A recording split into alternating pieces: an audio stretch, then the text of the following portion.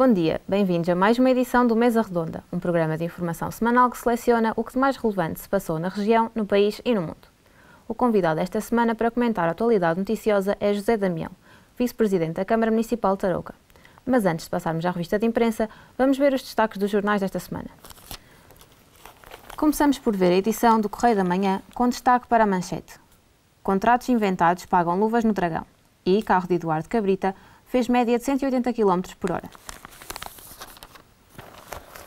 Já no Diário de Notícias, em destaque, a Covid. Vacinação dos 5 aos 11 avança para assegurar contágios e ainda no Diário de Notícias, destaque para o caso de Ihor Omniuk, com 9 anos de prisão para os 3 inspectores do CEF por overbeating feroz. O Público destaca a vacinação de crianças, evita 13 mil casos e 50 internamentos em 4 meses. E também, na Alemanha, Schulz apresenta governo para mudar o colosso europeu.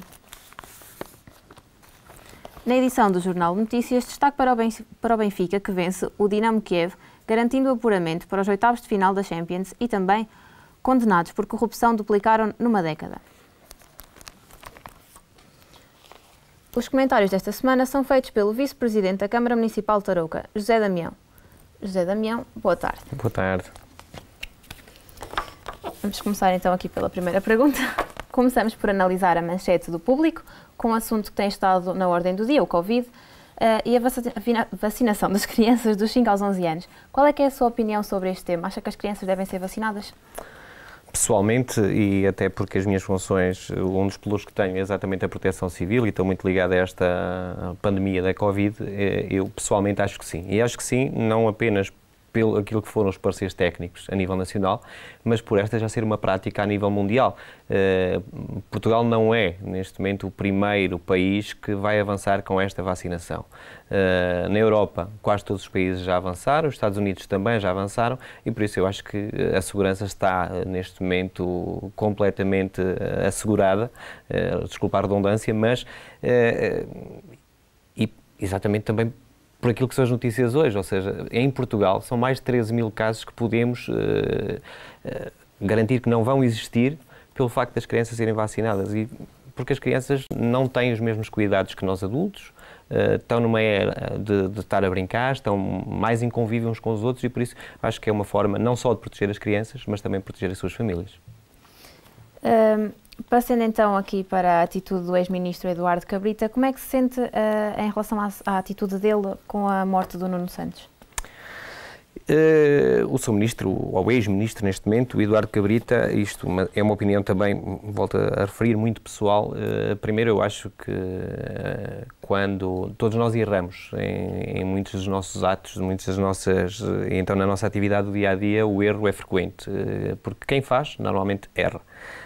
Eu acho que quando aconteceu o acidente, não sou defensor que ele devesse demitir logo de imediato, mas eu acho que uma atenção com a família teria sido algo que hoje não teria a ter este rebuliço que está a ter na comunicação social. E nesse sentido eu acho que o ministro falhou, e a queda do ministro acaba por ser exatamente a falha inicial dele, até porque ele vai na viatura, é a entidade que vai dentro da viatura, e por isso é ele que está, no fundo, não vai a conduzir, mas tem o controle da velocidade e tem o controle daquilo que o seu motorista está a fazer. E daí achar que todos nós cometemos falhas, todos nós temos excessos de velocidade, e ele falhou num desses excessos de velocidade e devia ter reconhecido o erro. Não o fez e hoje pagou por isso. Que opinião é que tem em relação à decisão do Tribunal dos 7 a 9 anos de pena efetiva para os 3 inspectores do CEF pela agressão e o homicídio do ucraniano Ihor Omniuk, e sobre a família que insiste na condenação por homicídio qualificado? É um exemplo, e é um exemplo que eu acho que chega na hora certa. Portugal é considerado um dos países mais seguros do mundo, e neste sentido nós não podemos em nenhum momento esperar que este tipo de atitudes não possam ter repercussões claras e exemplos a nível mundial, porque só assim é que nos mantemos exatamente neste pódio de um dos países mais seguros do mundo.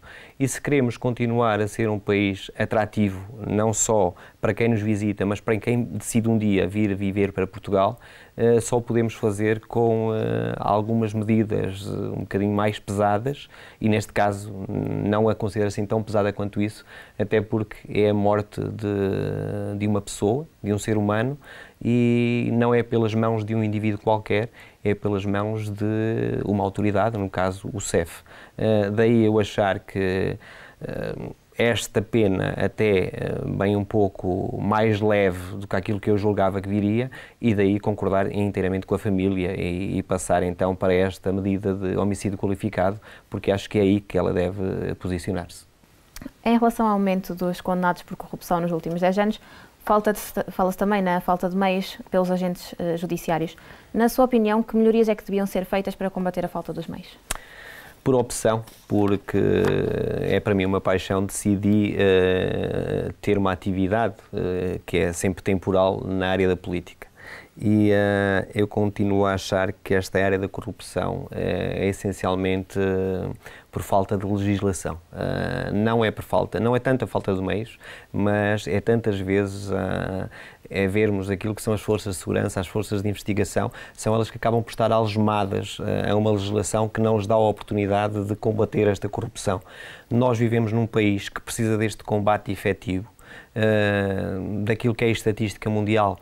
Portugal continua a ser um dos países com maior corrupção no mundo, e isto não se consegue só com meios, mas consegue também com uma legislação mais apertada, uma legislação mais definida e uma legislação que puna efetivamente quem acaba por ser corrupto. O que é que acontece no meio disto, e para gente como eu, que está no meio político, acabamos por estar todos envolvidos, todos no mesmo saco, quando todos sabemos que esta não é a verdade. A corrupção é algo muito com um foco muito específico em, provavelmente, algumas atividades, em algumas pessoas, mas nem todas as pessoas, nem todas as atividades têm este tipo de comportamentos. E, nesse sentido, eu acho que a legislação na área da corrupção tem que ser muito forte, e continuo a julgar que qualquer pessoa que tenha qualquer tipo de poder, ou de cargo, ou de função, que permita, por algum motivo, ter algum tipo de corrupção na vida, deve ter uma vida completamente transparente. E quando falo em transparência, falo em contas bancárias sem qualquer sigilo, tem que ter o património completamente declarado. Para quê? Para que durante a sua atividade alguém possa investigar. Em Portugal não é assim, sabemos que não é assim. As pessoas continuam a viver uma vida relaxada, nós continuamos a ouvir todos os dias nos noticiários a falar em offshores, a falar em movimentos suspeitos, e depois temos as nossas autoridades, e no caso as autoridades na área da investigação, que não têm uma legislação que os apoie, nem que os faça chegar a este tipo de atividades ilícitas, que é aquilo que nos preocupa a todos. Bem, Sr. Vice-Presidente, estamos a chegar ao fim. Quer comentar alguns dos destaques regionais que lhe tenha chamado a atenção nestes últimos dias?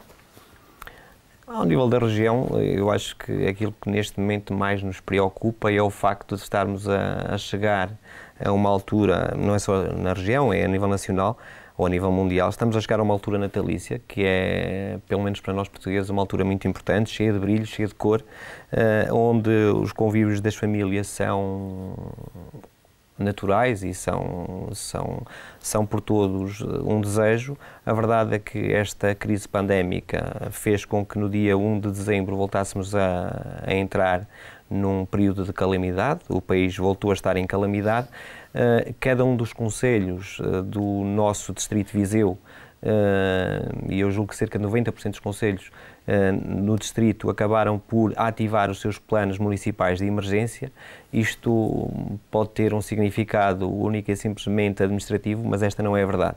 A verdade é que estes duas ferramentas, quer o estado de calamidade, quer os planos municipais de emergência, vão obrigar a que as festividades, os encontros, a passagem de ano, a própria movimentação das pessoas e a livre circulação vai acabar por ser aqui um bocadinho limitada a esta contingência e a esta pandemia que é a Covid-19. Vai ser mais um ano difícil, já nenhum de nós esperava por nada disso, já achávamos que em 2021 estávamos todos livres desta pandemia, neste momento acreditamos que ela está para durar mais que aquilo que julgávamos e esperamos que rapidamente voltamos à normalidade que tínhamos em 2019, porque já nos faz falta. E hoje, esta é a verdade, aquilo que não dávamos tanta importância em 2019, esta liberdade de circulação, este convívio, esta possibilidade de nos juntarmos todos quando quiséssemos, acreditamos que hoje todos estamos a dar uma importância enorme e estamos todos à espera que essa normalidade volte. Muito obrigada pela sua presença, desejo-lhe também uma boa semana.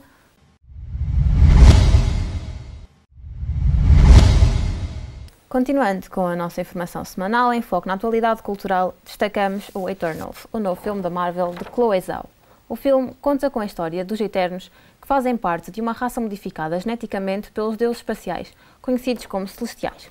Dotados de poderes, eles são frutos de experiências fracassadas dos seus próprios criadores, que também foram responsáveis por gerar os Deviantes, os seus principais inimigos. O filme também ganhou destaque por apresentar a primeira super-heroína com deficiências auditivas e o primeiro super-herói homossexual. E com isto me despeço, a informação regressa à ESEB TV na próxima semana. Desejo-lhe uma ótima semana e cá nos encontramos de hoje a 8 dias. Mas antes de terminarmos, vamos conhecer o momento cultural da semana, hoje com a performance de dança de Cristiana Gomes.